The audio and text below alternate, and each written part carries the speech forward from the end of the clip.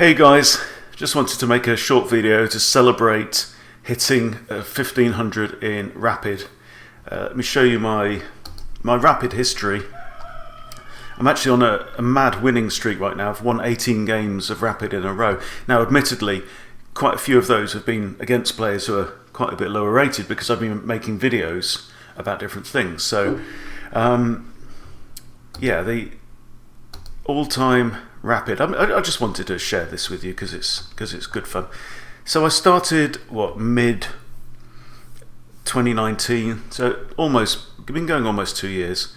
And started around 1200s and grew up and hit like 1430, then dropped back down, hit 1420 again, dropped back down.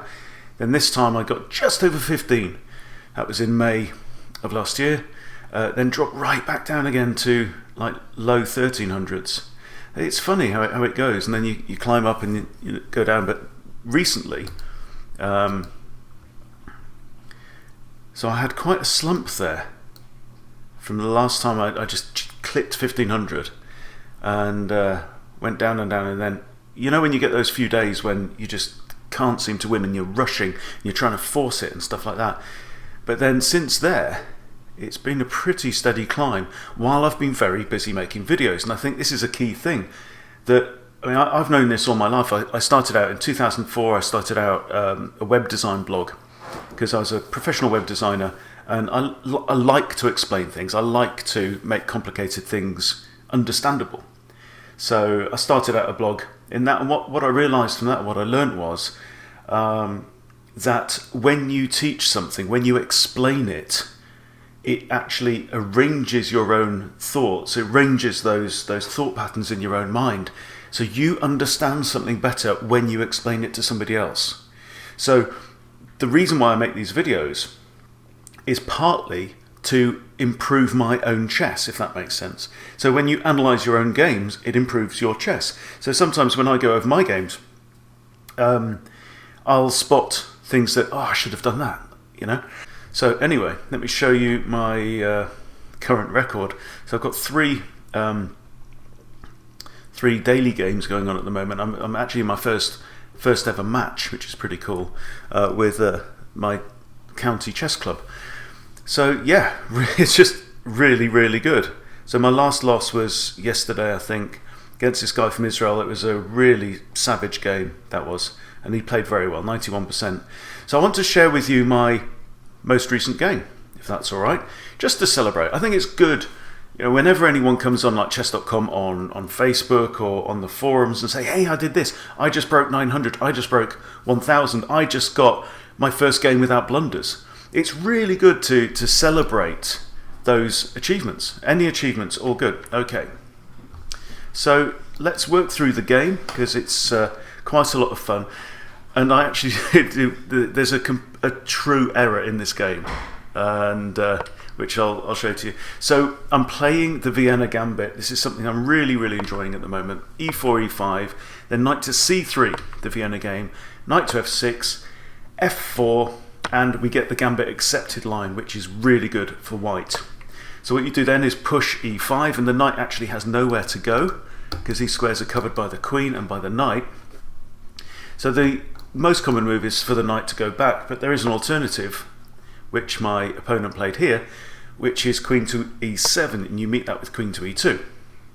So face off in the middle of the board, and now the knight is forced to go back all the way back to G8. So this is already looking good for white. I've got a piece out in the board. Black's got a very awkward pawn here on F4.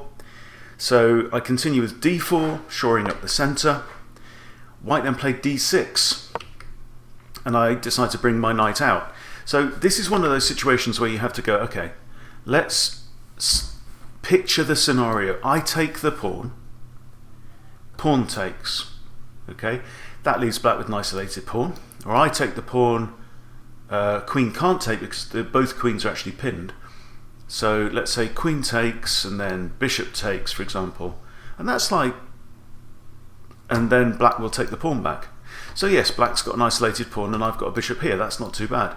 But I figured that knight to F3, which is what I played, was the most preferable move because I'm developing a piece. Always try and develop a piece. What I also noticed here is that I could have played bishop takes f4, which might have been even better, because it's also adding a third defender to this pawn. But I didn't notice that. This is a 20-minute game or 10-minute game. Okay, and this gives black the opportunity to defend f4 with g5. Again, a kind of a clunky pawn move.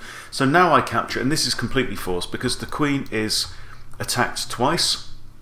So the queen cannot move away because both queens are actually pinned. Okay, and so there's no other option other than to, oh yeah, I suppose capture the pawn. Now it's completely forced because the queen can't move. There you go. And I recapture with the bishop. So I've got 3 minor pieces out on the board and black has none. And now the king moves aside because obviously there's a threat of knight takes c7 with the fork. Always nice to have that threat. So I grab a pawn and now I'm threatening the same again. Knight takes f7 with the fork because the king's moved over. It's why it's really, really good to have your knights on the 5th rank. Always threatening this. And the only real defense is knight to h6, which is not brilliant for the knight. Also stops the bishop from coming to there, defending that pawn. And so I grab another pawn. Now rook comes across attacking the knight, and I just feel like, well, he's not going to take the knight, so I'm just going to push g3. So we've got pawn now defending the bishop, and pawn defending pawn. Just all good. And I'm planning to castle queenside, get my rook onto this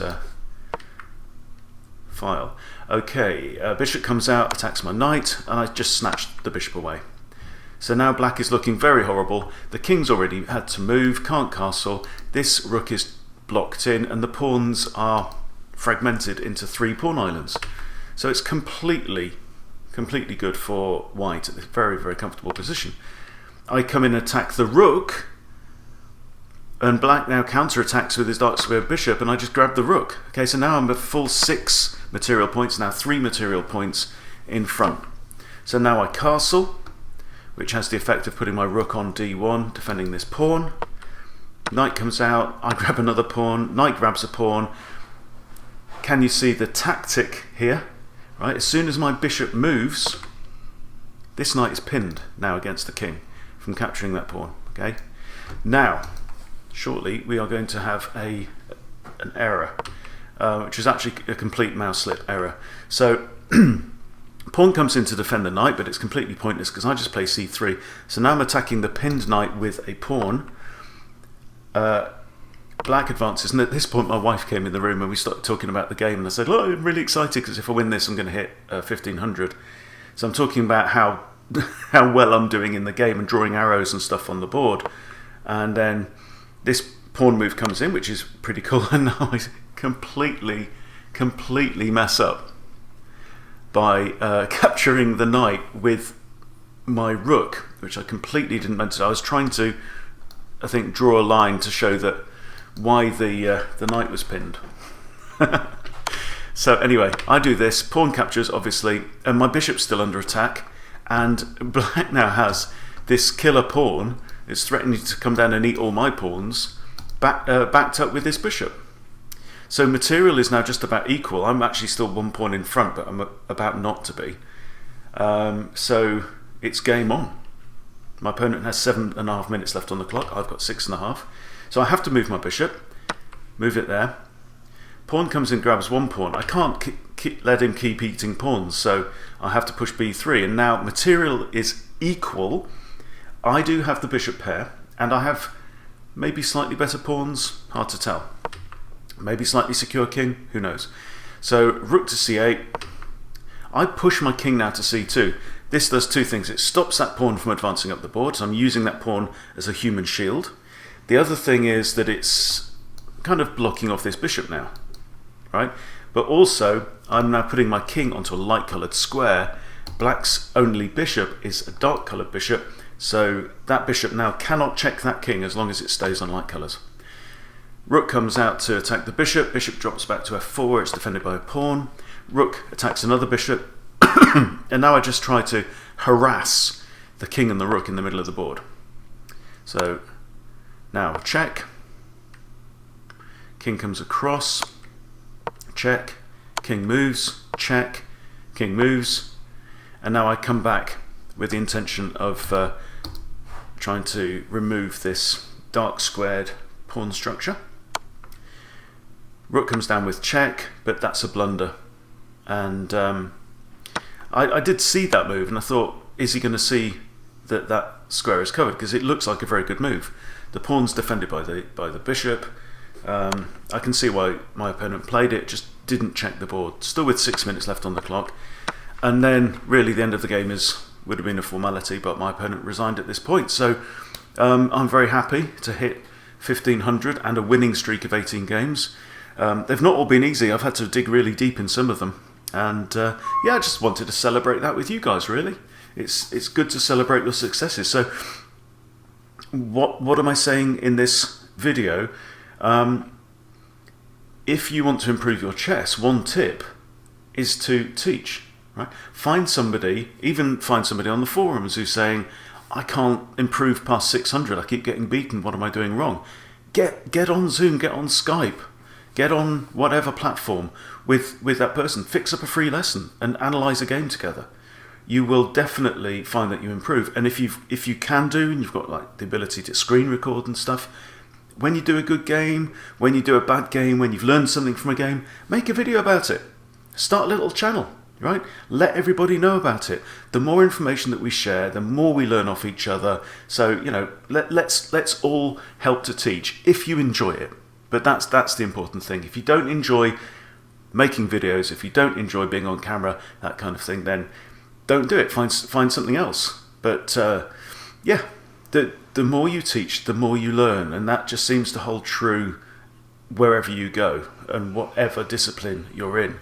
So yeah, I'd encourage you. Have a go, you know, and you will improve. It's just it's one of those secret little tips. So thank you for indulging me in watching this video. But you know, I'm in a good mood. I wanted to share it, and keep watching. Please subscribe, and I'll see you soon.